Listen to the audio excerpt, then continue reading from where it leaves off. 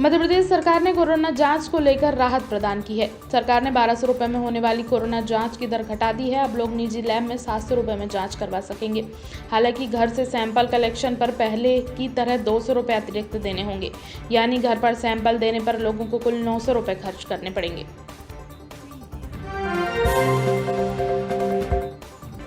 2020 में लॉकडाउन के दौरान सामने आया ठेला कांड और शहर के बुजुर्गों के साथ अमानवीय हरकत के बाद एक बार फिर से कोरोना काल में निगम की पीली गैंग का एक और कारनामा सामने आया है। सोमवार दोपहर जिला कोर्ट में उस वक्त हंगामा हो गया जब निगम कर्मचारी कोर्ट परिसर में दाखिल हुए और उन्होंने वकीलों को मास्क लगाने की बात को लेकर विवाद हो गया। विवाद इतना बढ़ गया कि कुछ वकीलों द्वारा नगर निगम कर्मियों को सबक सिखाया गया।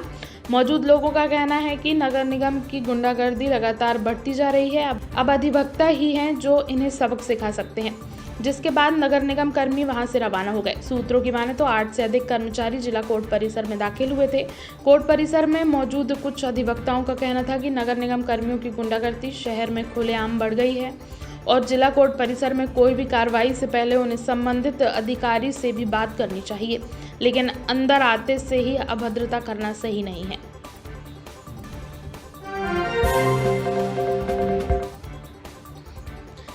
परिवार के साथ धर्मपुरी से धार कार से लौट रहे आयुर्वेदिक डॉक्टर का परिवार तब हैरत में पड़ गया जब उनकी कार के सामने एक तेंदुआ आ गया। तारापुर घाट पर तेंदुआ सामने आते ही उन्होंने गाड़ी रोक ली। करीब 5 मिनट तक तेंदुआ सड़क पर ही बैठा रहा। इसके बाद वह जंगल की ओर चला गया।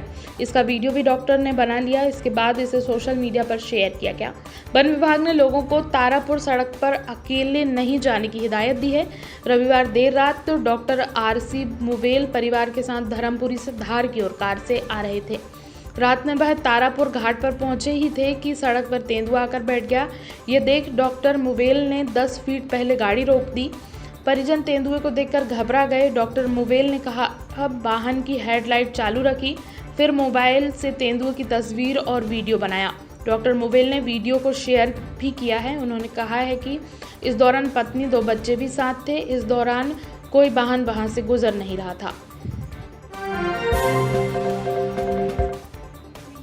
नगरीय निकाय चुनाव से ठीक पहले ग्वालियर कांग्रेस ने कैबिन को लेकर घमासान छिड़ गया है। कांग्रेस जिलाध्यक्ष देवेंद्र शर्मा और महिला कांग्रेस नेत्री रुचि गुप्ता के बीच तलवार खींची हुई है। असल में रुचि गुप्ता महिलाओं के लिए कार्यालय में अलग से कैबिन बनाना चाहती हैं। कांग्रेस जिलाध्यक्ष ने पहले तो उसके लिए हाँ कह दी, पर जब कैबिन बनना शुरू हुआ तो काम बंद करा दिया। 2 दिन से इसी को लेकर हंगामा हो रहा था।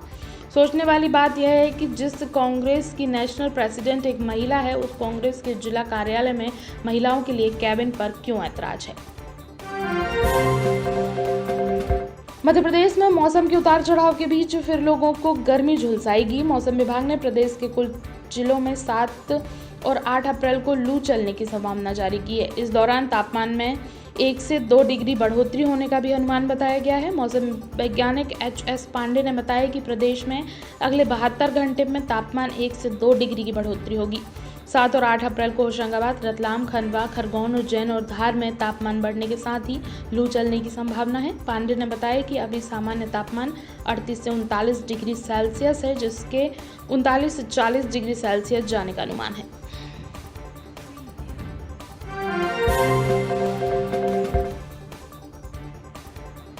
दमोह उपचुनाव में कांग्रेस की जीत पक्की है। यहां से बीजेपी से राहुल लोधी किस्मत आजमा रहे हैं, जो 2018 का विधानसभा चुनाव कांग्रेस से जीते थे, लेकिन बाद में बीजेपी में शामिल हो गए।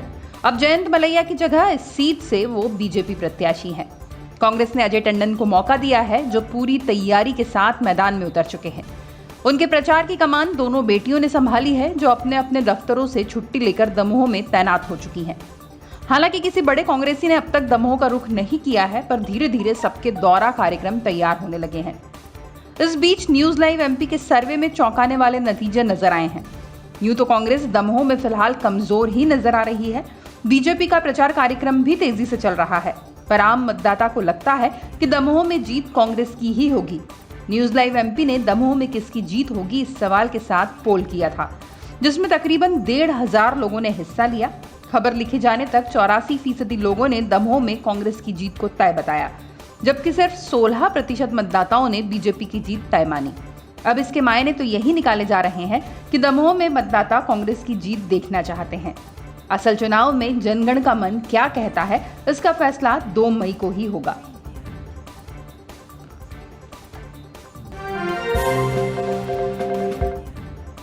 गुटबाजी के चलते कांग्रेस मध्य प्रदेश ही नहीं कई राज्यों की सरकार से हाथ धो बैठी है।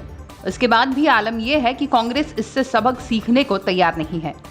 अब तक तो बड़े नेता ही गुटबाजी का कारण रहे, अब यही हालात महिला कांग्रेस में भी नजर आने लगे हैं, जिसकी लड़ाई कमलनाथ तो क्या सोनिया गांधी और राहुल गांधी तक पहुंच चुकी है। हाल ही में ग्वालियर कांग्रेस में बड़ा बवाल हुआ है, जहां महिला कांग्रेस में शामिल नेत्रियों ने हंगामा खड़ा कर दिया है।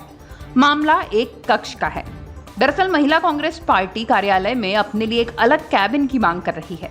महिला नेत्रियों के मुताबिक ग्वालियर ऑफिस में न तो महिलाओं के बैठने के लिए कोई स्थान है, ना ही कैबिन है। महिला कांग्रेस अध्यक्ष रुचि गुप्ता यहां एक अलग से कक्ष चाहती हैं, जिस पर बवाल मचा हुआ है। रुचि गुप्ता इस कक्ष में ही महिला शिकायत केंद्र भी बनवाना चाहती हैं, जहां नियमित बैठक तो हो ही सके, महिला कांग्रेस की सदस्य आम महिलाओं की शिकायतें भी सुन सके। रुचि गुप्ता ने इतनी पहल तक कर दी कि वो अपने खर्च पर कक्ष बनवा लेंगी, पर जैसे ही कमरा बनाने का सामान पार्टी कार्यालय पहुंचा, उन्हें जगह देने से ही इनकार कर दिया गया। इससे नाराज महिला कांग्रेस अध्यक्ष ने सोनिया गांधी, राहुल गांधी, प्रियंका गांधी, मुकुल वासनिक, कमलनाथ, मांडवी चौहान को पत्र लिख इसकी शिकायत की है। इससे साफ है कि गुटबाजी सिर्फ नेताओं के स्तर पर नहीं, शायद महिला और पुरुषों तक हावी है। देखना यह है कि कांग्रेस के आला नेता इस मुसीबत का क्या निपटारा करते हैं।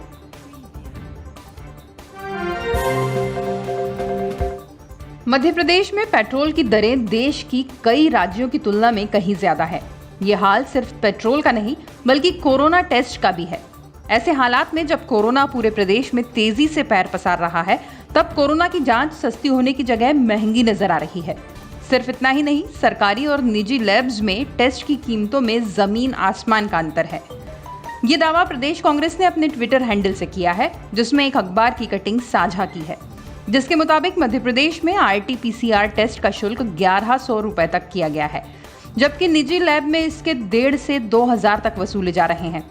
इस खबर में यह भी बताया गया है कि महाराष्ट्र में टेस्ट की फीस 1,000 से घटाकर 500 कर दी गई। दिल्ली, ओडिशा, उत्तर प्रदेश में भी ये शुल्क बेहद कम है, पर MP में ये शुल्क 1100 तक है। उस पर निजी लैब्स की मनमानी अलग। इस पर चुटकी लेते हुए प्रदेश कांग्रेस ने ट्वीट किया है कि मध्य प्रदेश में सबसे महंगी कोरोना जांच, विधायक खरीदी की लागत जनता से वसूली जा रही है। कोरोना महामारी में 25 विधायक खरीद कर अपनी सत्ता की हवस मिटाने वाले शिवराज अपने पड़ोसी राज्यों से दोगुनी कीमत पर कोरोना की जांच करते हैं। अंत में लिखा गया है कि शिवराज जी, आपकी कुर्सी की भूख मध्य प्रदेश निगल गई।